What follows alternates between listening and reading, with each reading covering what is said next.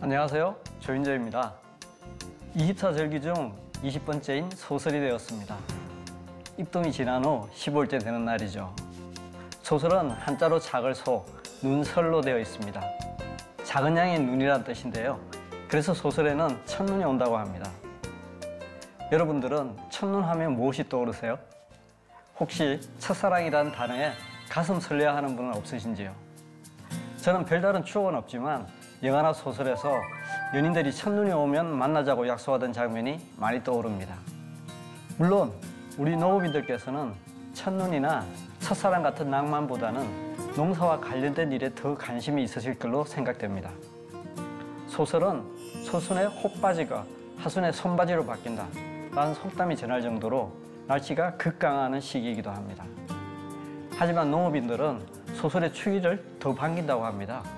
소설 추위는 빚을 내서라도 한다 라는 속담처럼 소설의 날씨가 추워야 보리 농사가 잘 된다고 하니까요. 또한 이미 농사철은 지났지만 여러 가지 월동 준비를 위한 잔일에 분주하기도 합니다. 하지만 사람이 어찌 일만 하며 살겠습니까? 그래서 오늘은 낭만적인 사랑 이야기를 한번 해볼까 합니다.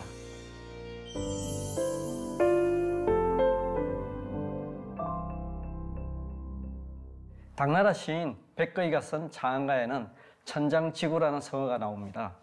하늘은 길고 땅은 오래다 라고 직역되는데 성어의 원전은 도덕경으로 7장의 맨 첫 구절에 실려 있습니다.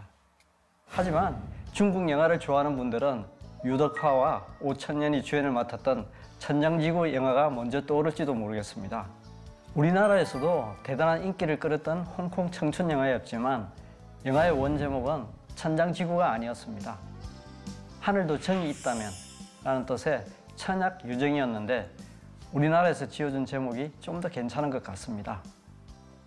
백거이의 시는 당현종과 양귀비의 사랑을 노래한 시입니다. 그 마지막 두 구절은 이렇습니다. 장구한 천지도 닿을 날이 있겠지만 이루지 못한 사랑의 한은 그칠 날이 없으리라. 천장지구 유시진 차한 몇몇 무절기. 사랑이 이루어지지 못한 한을 애절하게 노래하고 있습니다. 과연 어떤 사랑이기에 이처럼 애틋한 것일까요? 당나라 현종은 화청지라는 연못에서 며느리 양옥환을 보는 순간 사랑에 빠지게 되었습니다. 그녀는 바로 고대 중국 4대 미녀 중 첫손에 꼽히는 양귀비입니다. 현종은 책략을 써서 아들로부터 그녀를 빼앗아 자신의 비로 삼았습니다. 현종이 정사를 거의 포기할 정도로 뛰어난 미모와 재능을 지닌 양귀비에 탕립하게 되자 막강한 당나라도 쇠락의 길을 걷게 되었습니다. 결국 양귀비가 총애하던 안록산이 난을 일으켰고 파죽지소로 밀고 내려와 낙양성을 함락시키자 현종과 양귀비도 피난을 가게 되었습니다. 피난 중에 양귀비는 나라를 망친 원흉이라는 비난을 받으며 죽임을 당했습니다. 양귀비를 죽이지 않으면 한 발짝도 움직이지 않겠다는 병사들의 요구를 현종이 들어주지 않을 수 없었기 때문입니다. 어떻게 보면 나라를 망친 책임을 한 여자에게 떠넘긴 비겁한 처사라고 할 수 있을 것입니다. 자기가 살기 위해 사랑하는 여자를 비참하게 죽음으로 몰아넣은 것은 아무리 생각해도 진정한 사랑은 아닌 것 같습니다. 하지만 현종은 그녀를 잊지 못해 평생을 그리워하며 살았다고 합니다. 현종이 죽은 지 약 50년 후에 시인 백거이가 이 둘의 사랑을 장안가라는 시에서 아름답게 그려내었습니다. 아들의 아내를 빼앗은 어떻게 보면 천년을 저버리는 데서 시작된 두 사람의 사랑이 과연 아름답게 그려질 만한 것이냐에 대해서는 이견이 있을 수 있겠죠. 하지만 두 사람의 사랑은 시인의 붓끝에서 놀랍도록 아름다운 사랑으로 승화되었습니다.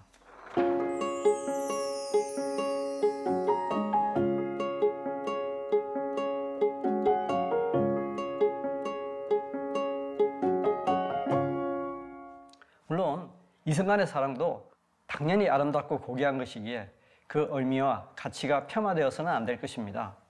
하지만 진정한 사랑이란 이런 남녀 간의 사랑을 뛰어넘는 그 무엇이 있다고 생각합니다.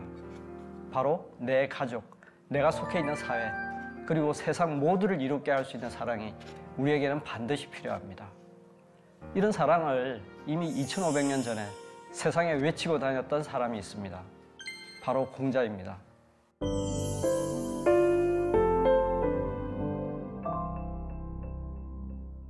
공자는 개인의 수양은 물론 세상을 바르게 다스리는 근본 이치는 인이라고 주장했습니다. 공자의 학문을 이어받은 맹자는 인을 척은지심, 즉 사람을 불쌍히 여기는 마음의 발로라고 했습니다. 하늘로부터 부여받은 사람의 선한 본성 4가지 중에 가장 근본이 되는 덕목이라는 것입니다. 나머지 3가지 선한 본성은 의의 단서가 되는 수호지심, 예의 단서가 되는 사양지심, 지혜의 단서가 되는 시비지심이 있습니다. 이 4가지 선한 본성을 사단이라고 하는데 이로부터 유교의 가장 중요한 덕목인 인이예지가 우러나온다고 맹자는 말했습니다. 어떻습니까? 두 철학자의 정의가 모두 좀 피상적이라 우리 평범한 사람들은 한 번에 이해하기가 어려운 것 같습니다. 그러면 인은 무엇일까요? 구구사전에서는 어질다로 정의되어 있지만 그보다는 훨씬 포괄적인 개념입니다. 즉, 사람이 행해야 하는 모든 덕목을 총칭하는 것이라고 할 수 있습니다. 논어를 보면 공자가 한 단어로 인을 정해주는 장면이 나옵니다. 제자 중에서 좀 어리석은 축에 속하는 번지가 인이 무엇인지 묻자 공자는 사람을 사랑하는 것이다, 애인이라고 말해줍니다. 공자가 말했던 인의 핵심은 바로 사랑인 것입니다. 다른 사람을 사랑하는 것인데요. 공자는 무조건 다른 사람을 사랑하는 것이 아니라 한 가지 조건을 제시합니다. 바로 나 자신을 먼저 사랑해야 한다는 것입니다.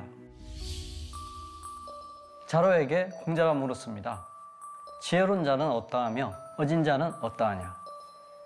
지혜로운 자는 남으로 하여금 자신을 알도록 하며 어진 자는 남들이 자신을 사랑하게 합니다. 공자가 대답했습니다. 선비라고 할 수 있겠구나. 자로가 물러나고 자공이 들어오자 공자가 같은 질문을 했습니다. 지혜로운 사람은 사람을 알고 어진 자는 사람을 사랑합니다. 군자라고 할 수 있겠구나. 그 다음 수제자 안연에게 같은 질문을 하자 안연이 대답했습니다. 지혜로운 자는 자신을 알고 어진 자는 자신을 사랑합니다. 명철한 군자라고 할 수 있겠구나. 자로와 자공 그리고 안연은 논어에 가장 많이 등장하는 제자들로 공자가 유교를 세우는데 가장 핵심적인 역할을 했던 제자들입니다. 셋 중에서는 자로가 학문과 수양에서 가장 모자랐고 그 다음은 자공 그리고 안연은 수제자로서 공자로부터 가장 인정받았던 제자입니다. 여기서도 마찬가지로 자로는 단순히 선비로, 자공은 군자로, 안연은 가장 명철한 군자로 칭함을 받았습니다. 자로는 자신을 과시하는 욕심이 있었고 자공은 단순히 사람을 사랑해야 한다는 정도에 그쳤습니다. 하지만 안연은 사랑의 개념을 정확히 알았기에 공자로부터 명군자라는 칭찬을 받았습니다. 공자가 말했던 진정한 사랑이란 바로 자신을 사랑하는 것부터 시작하는 것입니다.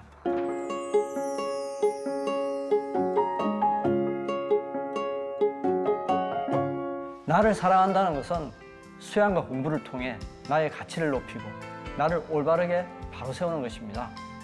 자신이 바르지 못한 사람이 사랑을 실천한다면 그것은 제대로 된 사랑이 될 수 없습니다. 공자가 말했던 인, 즉 사랑이란 나를 사랑하는 것에서 시작해서 그 사랑을 주위의 사람들에게 그리고 온 사회와 세상으로 퍼뜨리는 것입니다. 진정한 사랑을 실천하는 것, 바로 나를 사랑하는 것에서 시작합니다. 감사합니다.